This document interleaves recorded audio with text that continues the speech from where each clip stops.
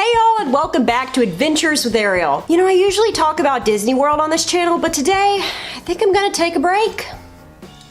That's right, we're talking about Universal Studios again, specifically the Florida park. And I don't know about you, but every time I visit this place, I can't help but reminisce about the park that Universal Studios Florida used to be. I mean, look at it now. Nickelodeon Studios is dead, this simulator attraction has been through 3 major overhauls, and whatever happened to getting a behind-the-scenes look at filmmaking? Okay, so I'm not really that angry about all of this, but from scrolling through the comments of many vintage Universal videos, I can see a lot of people are. So today I'm going to attempt to answer the question, was Universal Studios truly better in the 90s?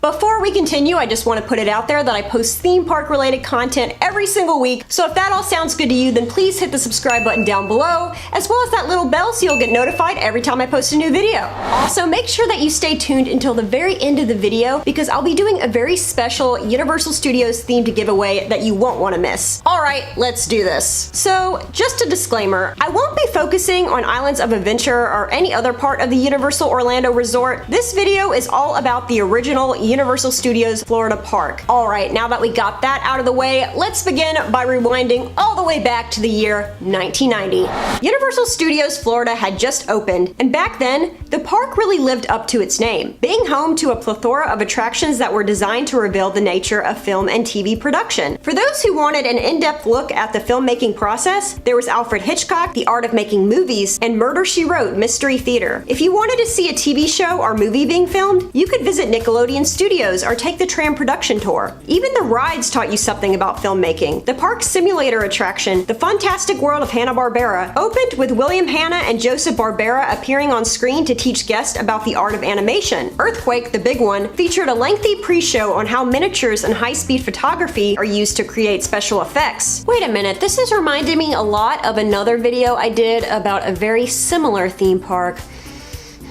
Now what was it? It seems to me that Hollywood Studios is completely changing its theme altogether. The MGM Studios we knew in the 1990s was a totally different park. Absent were thrill rides, or entire lands based off of major movie franchises. In their place were tours of real, working media facilities and an entourage of shows pulling back the curtain on how movies are made. Sound familiar? Universal Studios and Disney MGM Studios actually opened within a year of each other. You see, after Disney's management got word of Universal's Orlando plans, they rushed their newest park into development. A park that just so happened to give guests a one-of-a-kind behind-the-scenes look at movie making. I don't think anybody else has the resources to attack quality the way we do. Very sneaky, Disney. But alas, both parks would eventually suffer a similar fate. Shortly after the turn of the millennium, DVD and Blu-ray special features would help to remove the mystery of movie magic, as well as an endless supply of behind-the-scenes YouTube videos. The need for a theme park that's all about the magic of movie making is no longer novel. So, I think we can agree that Universal Studios' evolution was inevitable. With all of these modern-day conveniences, the park couldn't have survived in its original 90s form. So at the dawn of the 21st century, Universal Studios began to make a lot of changes. Attractions inspired by modern franchises were slowly but surely replacing the 1990s attractions that guests had grown to love. Jimmy Neutron's Nicktoon Blast replaced the Fantastic World of Hanna-Barbera, Shrek 4D took over Alfred Hitchcock, Confrontation became Revenge of the Mummy, Back to the Future the ride transformed into the Simpsons ride. You get the picture. For many, the worst offense of all was Universal's closing of Nickelodeon Studios, which would eventually be replaced by the Blue Man Group. This was a tough blow for a lot of 90s kids, including myself. I vividly remember coming back to the parks as a teenager and feeling very disappointed when I saw that these rides were gone. I mean, imagine that on your next trip to Magic Kingdom, you find out that both the Pirates of the Caribbean and the Haunted Mansion have been closed. As of 2019,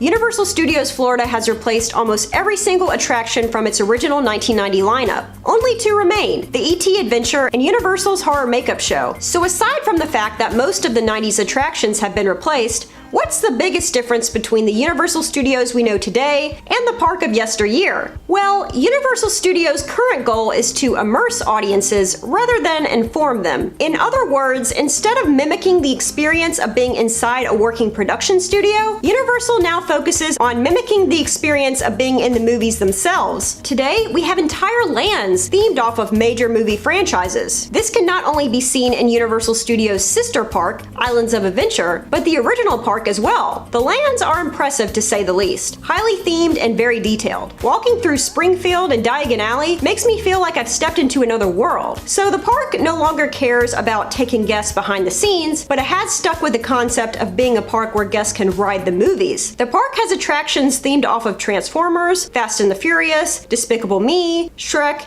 Men in Black, The Mummy, E.T., and Harry Potter. Television-themed attractions include The Simpsons ride and Race Through New York starring Jimmy Fallon. I have to admit that the modern Universal attractions are incredibly immersive and a lot of fun. My personal favorite is Escape from Gringotts, a Harry Potter-themed ride that combines 3D simulation with roller coaster-type elements. But I can't help but notice a common theme amongst all of these newbies. This park is filled with rides that incorporate some form of 3D simulation. Just to name a few: Despicable Me, Minion Mayhem, Race Through New York starring Jimmy Fallon, Shrek 4D, The Simpsons ride, Transformers the ride, Fast and the Furious Supercharged. You get the picture. And I can't help but compare them to the far more ambitious and unique 90s attractions. Like the movies on which they were based, these rides featured practical animatronic effects, live performances, and elaborate sets and props. Hey, I love a good 3D simulator as much as the next person, but the modern attractions are missing a lot of what made the 90s attractions truly special. And I think that the park could benefit from a little more variety. I also can't help but notice that nowadays there is a heavy focus on modern franchises, a lot of which aren't even Universal properties, and little to offer in terms of Universal nostalgia, besides those opening day attractions that managed to survive. The Universal Park of the 90s excelled in this. The park was filled with attractions that were based off of 60s and 70s franchises like The Fantastic World of Hanna-Barbera, Confrontation, Jaws, Earthquake, the big one, and Alfred Hitchcock, The Art of Making Movies. These were all very appealing to the baby boomer parents who were bringing their children to these parks. And this didn't mean that Universal wasn't up with the times. Being that this was the 90s, 80s films like Back to the Future, E.T., and Ghostbusters were still relatively new, and Nickelodeon was the hottest thing in children's television, so there was plenty for kids to enjoy as well. Back then, Universal Studios Florida celebrated its history, and through its attractions paid tribute to many classic Universal films dating back to the 30s. Every generation that visited the park could find something to get excited about. But times are a-changin', and I'm anxious to see how Universal Studios Florida continues to evolve. I think it's still in somewhat of a transition phase. The park's theming is a little disjointed right now. Just look at how Springfield and Diagon Alley are mashed up with lands themed off of real US locations like San Francisco, Hollywood, and New York. It's a little random. And then you have this big red thing that gets in the way. Okay, I'm rambling. Back to the question at hand. Was Universal Studios Florida truly better in the 90s? In a way, yes. And I may be looking through rose-colored glasses here, but back then, the park had a firm identity and knew what it wanted to be. A Hollywood of the East Coast that educated tourists on the craft of filmmaking while entertaining them. A sort of edutainment, if you will. Not to mention its attractions were based off of classic Universal films and were technologically groundbreaking. I'm still in awe of the 39-foot tall King Kong animatronic used in the Confrontation attraction, and aside from the rides, you got the chance to see a real-life working movie and television studio in action. I mean, Nickelodeon Studios alone made it worth a visit. For a movie buff like me, this kind of thing was a dream come true. But with that being said, the park had to evolve. It was inevitable, and audiences don't really care about going behind the scenes anymore. I mean, I get it. In order to compete with the wildly successful Disney World, you have to be faster and more willing to experiment. Universal Studios knows how to keep up with the times and appeal to the modern pop culture junkie. And as a pop culture junkie myself, I can't help but jump at the chance to visit Diagon Alley in Springfield. So I hope that all of y'all enjoyed this walk down memory lane, and as a huge thank you for all of your support, I am putting together another giveaway. That's right, I'm giving away my entire collection of Universal Studios themed pins. So, if you'd like to enter the giveaway, please subscribe to this channel, give this video a big thumbs up, and leave a comment below telling me what your favorite Universal attraction is and why. I'll draw the winner on the evening of January 31st, and then reply to the winner's comment on this video. So, you'll be notified through YouTube if you win. Alright y'all, thank you so much for watching, and as always, have a magical day.